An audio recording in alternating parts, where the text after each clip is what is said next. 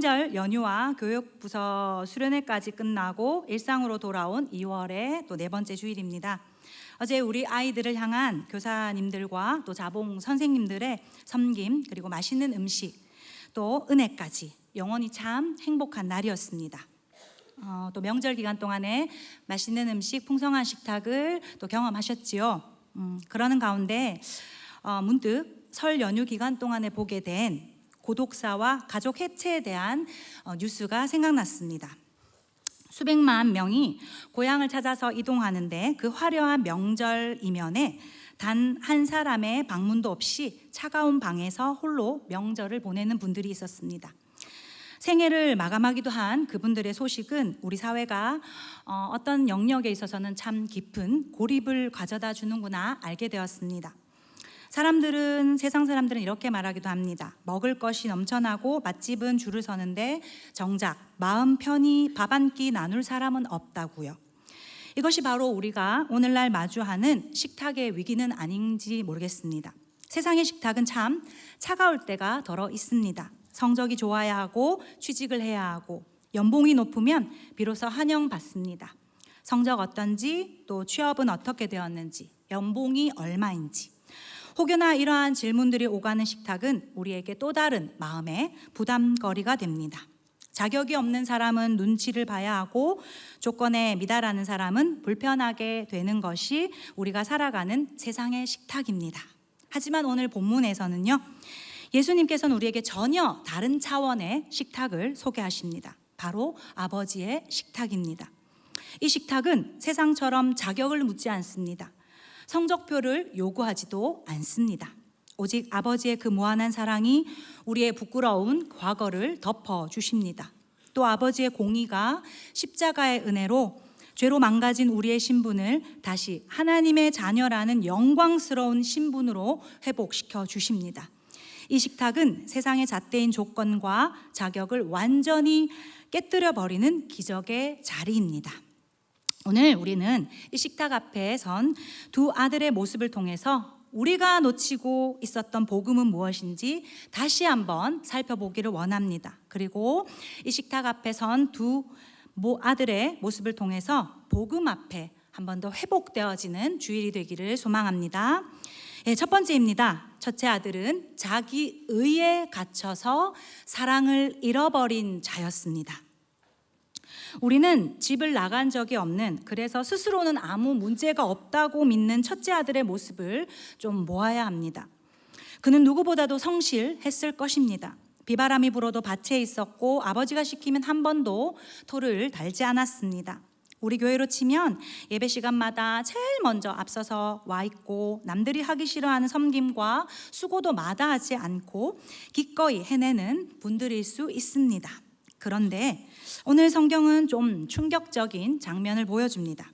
집 나간 동생이 돌아와서 잔치를 벌리는데요, 정작 곁에 있는 이 착한 아들이 화가 나서 잔치 자리 안으로 들어가지 않았던 것입니다. 28절 우리 함께 읽어보겠습니다. 그가 노하여 들어가고자 하지 아니하거늘 아버지가 나와서 권한대. 네, 왜 그랬을까요? 무엇이 이 아들의 마음을 이토록 꽁꽁 얼어붙게 잔치상 앞에서 분노하게 했을까요? 첫 번째입니다. 첫째 아들은 관계가 아닌 거래하는 마음이 있었습니다. 첫째 아들은 아버지께 서운함을 쏟아냅니다. 29절에요, 이렇게 고백하죠. 함께 읽어보겠습니다. 아버지께 대답하여 이르되 내가 여러 해 아버지를 섬겨 명을 어김이 없거늘 내게는 염소 새끼라도 주어 나와 내 벗으로 즐기게 하신 일이 없더니. 네, 이 아들의 이야기를 한번 보십시오. 여기엔 아버지가 계셔서 행복합니다, 아버지가 계셔서 너무 감사합니다라는 말은 하나도 없습니다. 대신 내가 이만큼 일했으니까요, 내 몫을 내어 놓으세요 라고 영수증을 요구하는 것 같습니다. 아버지를 사랑의 대상이 아닌 내 수고에 합당한 보상을 주는 고용주로 보게 된 것입니다. 내가 이만큼 했는데 라는 마음이 들어왔습니다. 이는 사랑이 아닌 거래의 마음입니다. 우리에게도 하나님께 이런 마음은 없을까요? 내가 얼마나 헌금을 철저하게 했는데요, 교사로 사명자로 섬김과 헌신을 얼마나 오랫동안 해왔는데요, 근데 내 삶은 왜 이럴까요? 왜 저 사람보다도 내게 주시는 것이 없습니까? 라는 질문을 하신 적은 없습니까? 그런데요, 신앙은 거래가 아니라 관계입니다. 계산기를 두드리는 순간 예배는 노동이 되고 봉사는 짐이 됩니다. 아버지는 우리와 사랑을 나누고 싶어 하시는데 우리는 자꾸 비즈니스를 하려고 한다는 것입니다. 오직 내가 못 받는 것에 대한 서운함과 내가 누군데 라는 억울함만 남을 수 있다는 것입니다. 거래하는 마음에는 기쁨이 없습니다.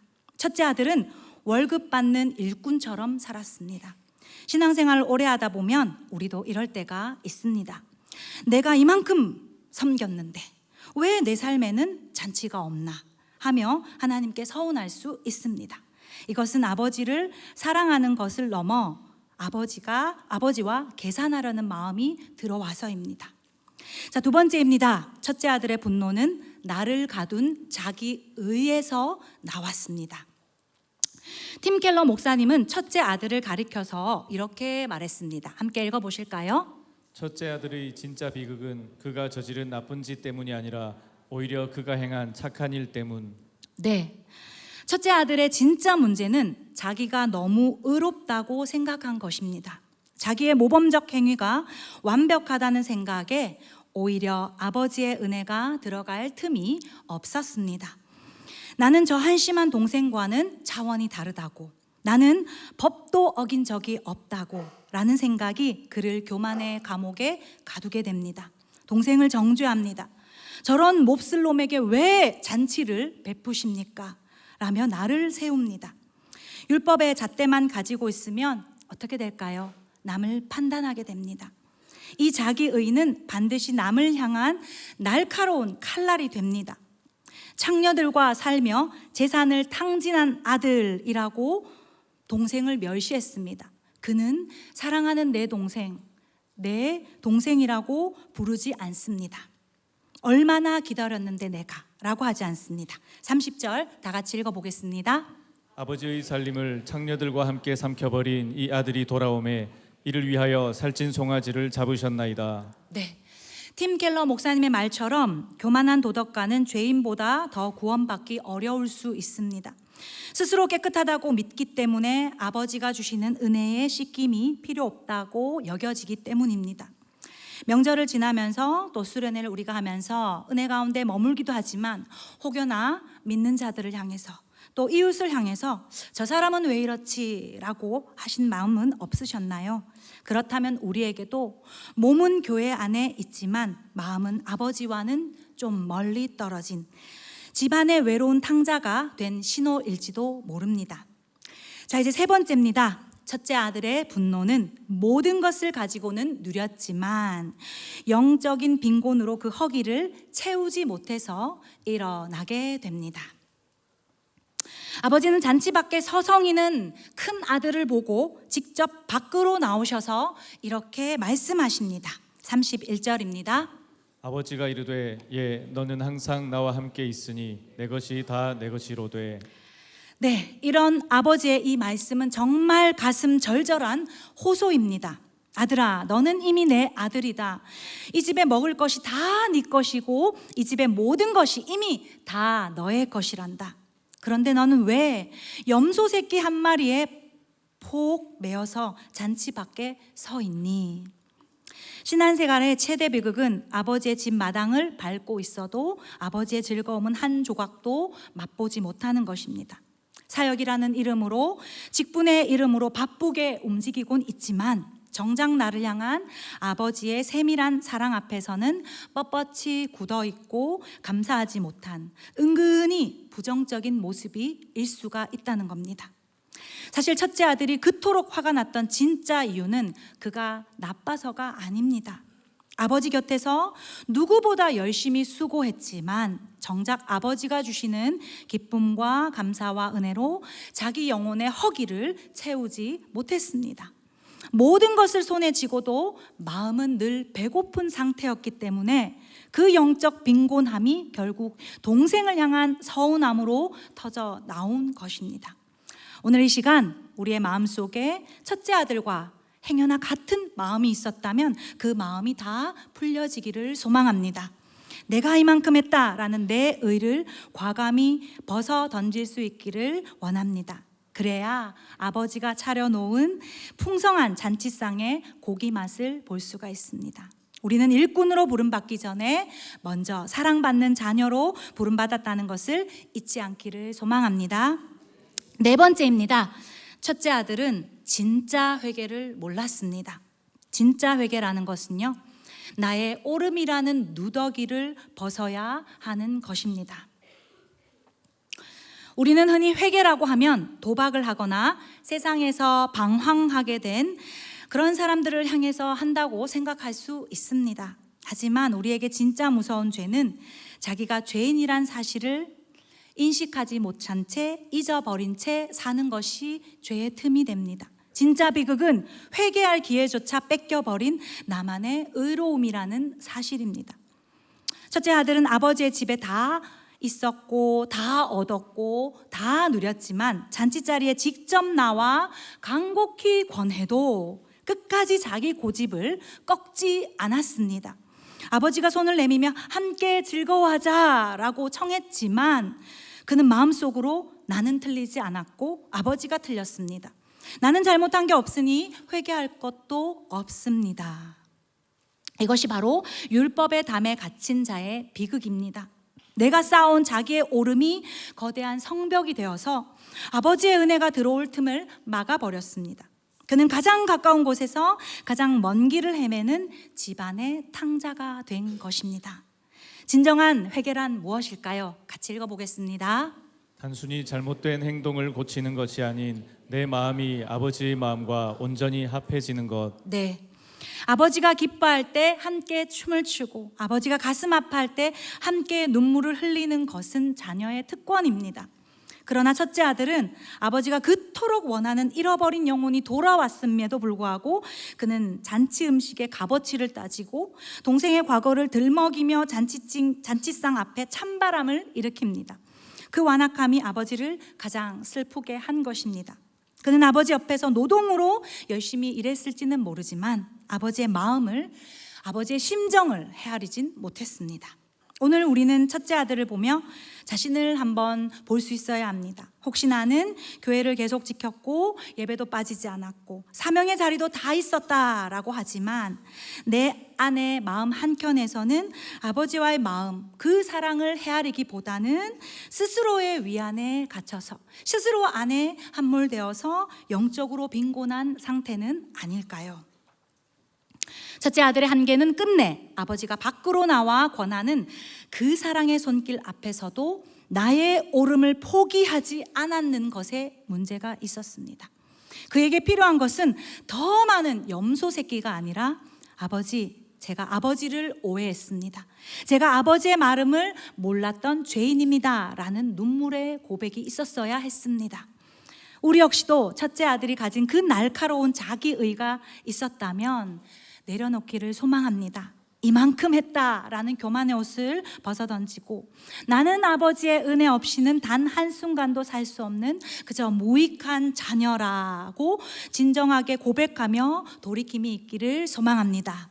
율법의 담을 허물고 아버지의 품으로 들어가는 유일한 길은 오직 나의 깨어짐을 인정하는 정직한 회개뿐임을 믿습니다.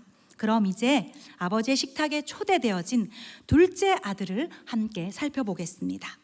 둘째 아들은요, 아버지의 공의를 통과하여서 진정한 누림을 회복한 자였습니다. 첫째 아들이 자기의라는 감옥에 갇혀서 잔치 밖에 서 있었다면 둘째 아들은 자신의 불의를 처절하게 깨닫고 아버지의 공의와 사랑이 만나는 잔치 한복판으로 들어갑니다. 그는 아버지의 살아생전에 유산을 요구하는, 사실 당시로서는 페류나에 가까운 짓을 저지르고 떠난 아들이었지요. 먼 곳에서는 허랑방탕하게 살아서 모든 것을 탕진했고 돼지가 먹는 쥐염 열매조차 먹지 못하는 참혹한 현실 밑바닥까지, 통장에 잔고가 하나도 없는 그 상태까지 가서야 그제서야 그는 깨닫습니다. 내 아버지의 집에 먹을 것이 얼마나 많았던가. 돌아오는 그 둘째 아들은, 돌이킨 둘째 아들은 단순히 배가 고파서 돌아오지 않았습니다. 돌아오는 길에 아주 중요한 한 가지를 통과하게 됩니다. 그것은 아버지의 법, 즉 공의를 어겼다는 것을 인정한 것입니다. 아들은 아버지가 좋으신 분이니 대충 넘어가 주겠지, 적당히 넘어가 주겠지 하면서 요행을 바라지 않았습니다. 그는 모든 것을 잃은 상태에서 그 밑바닥 가운데 아버지의 진심을 깨닫습니다. 자신의 잘못을 인정하며 정직하게 고백할 때 비로소 공의를 통과하며 하나님과의, 아버지와의 관계를 회복된 것입니다. 그렇기에 둘째 아들이 제일 첫 번째로 귀한 이 고백을 합니다. 이 정직한 고백, 나는 자격이 없습니다. 21절 우리 함께 읽어보도록 하겠습니다.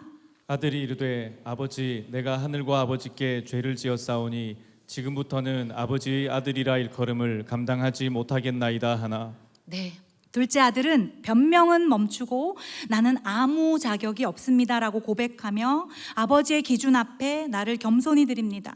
나는 아들 자격도 없습니다. 종으로라도 써달라고 고백합니다. 이 낮은 마음이 회복의 시작이 되었고 비로소 진짜 은혜의 시작이 된 것입니다. 이 고백은 자신의 죄가 얼마나 무거운지, 그리고 아버지가 세운 가문의 법과 도리, 그 공의를 자신이 얼마나 처참하게 깨뜨렸는지를 처절하게 자각한 사람만이 할 수 있는 고백입니다. 그는 아버지의 사랑만 기대한 것이 아니라 아버지의 공의로운 심판대 앞에 자신이 서겠노라라고 한 것입니다. 이 고백이 우리의 고백이 되어야 합니다. 어떤 순간에도 하나님께 나는 아무런 자격이 없습니다 고백하며 겸손한 자로 서 있기를 소망합니다. 두 번째입니다. 둘째 아들에게 아버지는 무서운 형벌이 아닌 회초리를 드는 것이 아니라 사랑으로 덮어주고 다시 재창조하십니다. 정직하게 고백을 하면서 회개한 둘째 아들에게 아버지는 더 이상 그의 과거를 묻지 않으셨습니다. 아들이 나는 자식 자격도 없어요, 그래서 나를 종으로라도 써주세요 라는 말을 다 끝마치기도 전에 아버지는 이렇게 기적의 선물을 3가지 준비하십니다. 이는 우리 인생에 있어서도 회복의 3가지 선물임을 믿으시면서 우리 함께 22절 말씀 읽어보겠습니다. 아버지는 종들에게 이르되 제일 좋은 옷을 내어다가 입히고 손에 가락지를 끼우고 발에 신을 신기라. 네, 여기서 제일 좋은 옷이라는 것은요, 단순히 깨끗한 옷만을 의미하진 않습니다. 가문에서 가장 귀한 손님이나 주인만이 입는 옷입니다. 둘째 아들의 죄의 흔적을 덮어주는 아버지의 사랑인 것입니다. 너는 이제 깨끗하다라고 아버지가 선언하시면서 아버지의 영광으로 덮어주시는 신분의 회복입니다. 또 그 다음에는요, 손에 가락지를 끼우고 라고 했습니다. 이것은 집 안의 인장 반지입니다. 즉 가문의 모든 권한을 상징합니다. 실패한 아들에게 무너진 신분을 바로잡으면서 너는 여전히 내 상속자다라고 선언하시는 권위의 회복인 것입니다. 그리고 발에 신을 신기라. 여기서 발의 신은요, 당시 노예들은, 종들은 맨발로 다녔죠. 오직 자유인만이 신을 신고 다녔습니다. 아버지는 그를 종으로 취급하는 것이 아니라 당당한 자유인으로 세워주신 것입니다. 더 이상 죄에 묶여서 종으로 살아가는 것이 아니라 자유롭게 자유인으로서 회복하면서 살라는 것입니다. 이것이 바로 아버지의 식탁의 능력입니다. 아버지는 공의를 무시하지 않으셨습니다. 아버지는 아들이 치러야 할 부끄러움과 수치를 아버지가 그 긴 시간 기다림으로 대신 감당하셨기 때문에 진짜 회개하며 정직하게 고백하며 돌아온 아들에게 다시 완전한 회복으로 재창조하신 것입니다. 이 회복의 선물이 우리 인생에도 여전히 유효하게 적용된다는 것을 믿으시길 바랍니다.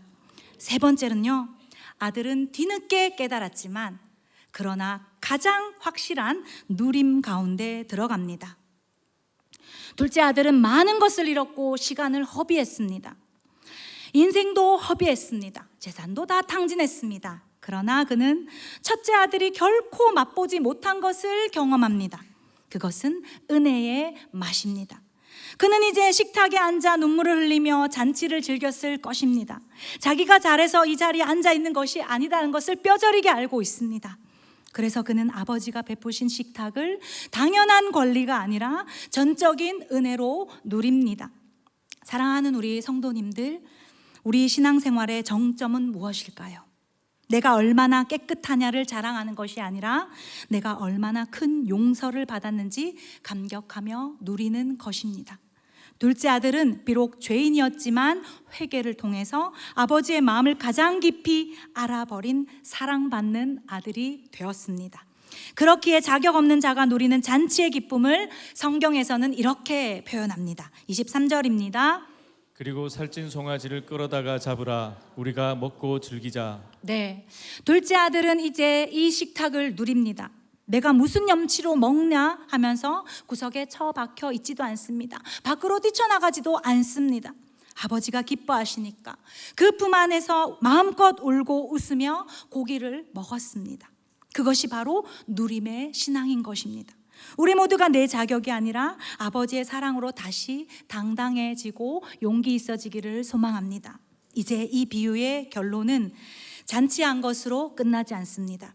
오히려 잔치 밖에서 분노에 찬 큰 아들을 아버지가 찾아가서요, 달래고 설득하고 어루만지는 장면으로 끝이 납니다. 32절입니다. 이 내 동생은 죽었다가 살아났으며 내가 잃었다가 얻었기로 우리가 즐거워하고 기뻐하는 것이 마땅하다 하니라. 네, 이것은 오늘을 사는 지금 일상을 살아내야 되는 우리 대흥교회 모든 세대를 향한, 모든 성도님들을 향한 하나님의 가장 실제적인 초대의 말씀입니다. 우리 교회는 그 어떤 교회보다도 사역의 자리가 많습니다. 그렇기 때문에 오늘 말씀 가운데 하나님의 마음을 깊이 알아야 합니다. 하나님 아버지는 오늘 이 두 아들을 같은 우리 모두를 위해 가장 풍성한 잔치상을 차려놓고 기다리고 계십니다. 먼저는 첫째 아들의 삶을 살고 계신 분께 함께 권합니다. 저도 속합니다.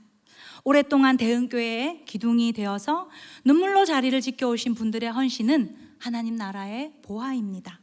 하지만 혹시 그 헌신이 어느덧 거래가 되고 내 의로움이 남을 찌르는 가시가 되어 있지 않는지는 볼 수 있어야 합니다. 살펴야 합니다. 나는 이만큼 했는데 너는 왜 그러니? 라는 서운함이 목 끝까지 상대를 향해, 자녀를 향해 차올랄지라도 오늘 아버지의 음성을 함께 듣기를 소망합니다. 얘야, 내 것이 다 너의 것이란다. 우리는 이미 모든 것을 가진 자입니다. 이제 비교와 정죄의 옷을 벗고 아버지 곁에 있는 것만으로도 충분히 행복한 진짜 아들의 기쁨을 회복하시는 주일이 되기를 소망합니다. 또한 둘째 아들처럼 인생의 시린 겨울을 지니고 있는 분들에게 간절히 부탁드립니다. 세상의 화려함에 눈이 멀어 아버지의 마음을 찢고 쥐엄 열매조차 없는 허기진 삶을 겨우겨우 버티고 있지는 않습니까? 인생은 내 맘대로 사는 것이 자유야 라고 착각하며 그저 휴대폰에만 몰두하며 그 세상 가운데 섞여서 그 시간을 그냥 뒤로 한 채 이제는 우리 모두가 영적인 잠에서 깨어나야 합니다. 아버지는 심판하러 기다리시는 분이 아니라 망쳐놓은 인생일지라도 그 망쳐놓은 인생의 값을 대신 치르기 위해서 십자가라는 공의 심판대 앞에 스스로 서신 분입니다. 아버지는 지금도 신발을 신지 못한 채 기다리고 계십니다. 자꾸만 나중에요, 이제 더 이상 얘기하지 마세요. 네, 알아서 하세요 라고 하지 않기를 소망합니다. 다시 아버지의 품으로 돌아와 제일 좋은 옷을 입고 신분을 회복할 잔칫날을 기대하면서 기억하기를 소망합니다. 돌아오는 그 한 걸음이 아버지에게는 세상 무엇과도 바꿀 수 없는 잔치의 시작이 될 줄 믿습니다. 이제 말씀을 정리하겠습니다. 오늘 본문 24절은 우리에게 천국의 소리를 들려줍니다. 함께 읽겠습니다. 이 내 아들은 죽었다가 다시 살아났으며 내가 잃었다가 다시 얻었노라 하니 그들이 즐거워하더라. 아멘. 하나님 아버지는 오늘 우리 교회 성도님들 한 영혼 한 영혼을 위해 이미 가장 풍성한 잔치상을 차려 놓으셨습니다. 믿으십니까? 겨울 수련회를 마친 우리 교회는 여전히 이제 이번 한 주간 또 윈터스쿨로 영혼을 위한 풍성한 잔치장을 펼칩니다. 또 제자비전은 또 방학으로, 그러나 CMS와 L은 여전히 계속되죠. 직장인은 일터에서, 부모님은 가정에서 등등 우리 모두에게 하나님 아버지는 잔치 밖에서 서성이는 첫째 아들에게도, 집 안에서 헤매이는 돌아온 둘째 아들에게도, 헤매다 돌아온 둘째 아들에게도 동일하게 손을 내미신다는 것을 기억하기를 원합니다. 그리할 때 아버지로 인해서 함께 즐거워하고 기뻐함으로 이번 한 주간 세상 속에서 빛과 소금으로 당당히 서는 우리 성도님들 되시기를 소망합니다. 세상이 우리를 향해, 세상이 당신을 향해 너는 실패자야, 자격이 없어라고 정죄할 때 우리 손에 끼워진 하늘의 인장 반지를 높이 드십시오. 그리고 이렇게 외쳐봅시다. 따라 하실까요? 나는 하나님의 자랑스러운 아들이다. 나는 하나님의 소중한 딸이다. 아멘. 이 배부른 은혜를 가지고 세상에서 승리하기를 소망합니다. 우리 대흥교회 모든 성도가 자기 의를 내려놓고 자격 없음을 고백하며 오직 아버지의 심장 소리가 들리는 그 잔치 한복판에서 함께 기뻐하고 감사하는 주일 모든 가정의 가족셀 되시기를 소망합니다. 함께 우리 찬양하겠습니다.